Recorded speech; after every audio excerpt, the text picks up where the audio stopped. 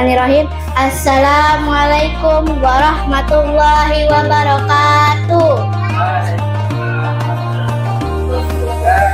Innal hamdalillah nahmaduhu wa nasta'inuhu wa nastaghfiruh wa na'udzu billahi min syururi anfusina wa min sayyiati a'malina. May yahdihillahu fala mudhillalah wa may yudlil fala hadiyalah.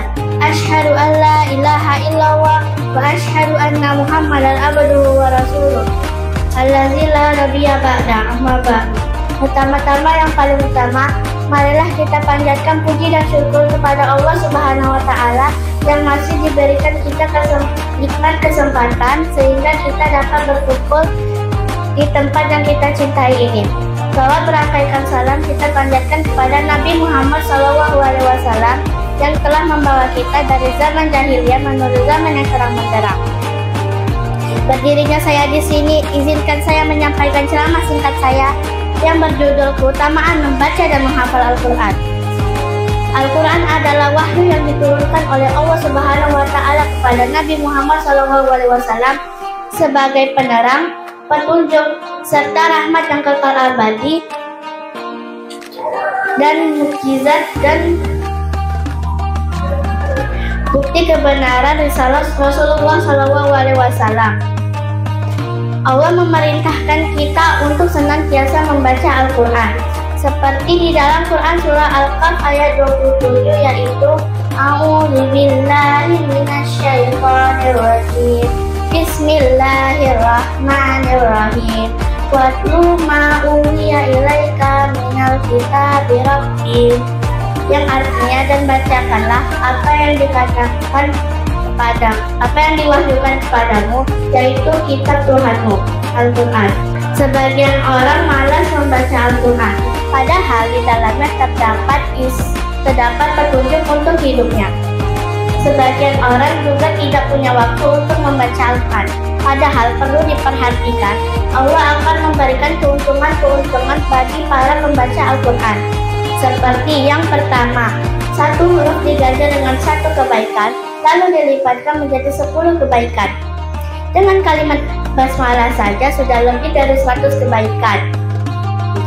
Yang kedua, akan menghapuskan dosa bagi orang yang terus-menerus membaca Al-Quran hingga menjadi kebiasaannya. Jadi kita harus selalu terus-menerus membaca Al-Quran. Dan yang ketiga, Al-Quran akan menjadi syafaat di hari kiamat. Berdasarkan hadis riwayat Tirmidzi, Rasulullah SAW bersabda, menghafal Al-Quran akan datang di hari kiamat.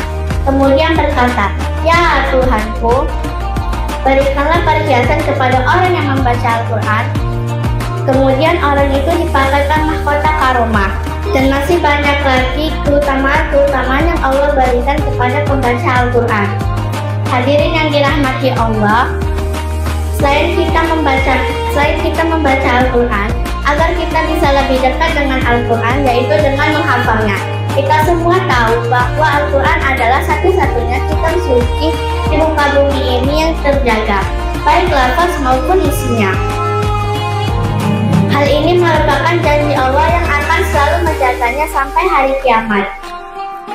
Salah satu penjagaan Allah terhadap Al-Quran adalah dengan memuliakan penghafal Al-Quran. Ada 3 cara untuk kita menghafal Al-Quran dengan cepat. Yang pertama, tadabbur atau merenungi isi ayat tersebut. Yang kedua, istimah atau mendengarkan dengan sungguh-sungguh. Dan yang ketiga yaitu murajaah atau dengan mengulang hafalannya. Ada beberapa keutamaan yang Allah berikan kepada para penghafal Al-Quran. Yang pertama, hati penghafal Al-Quran tidak akan pernah kosong.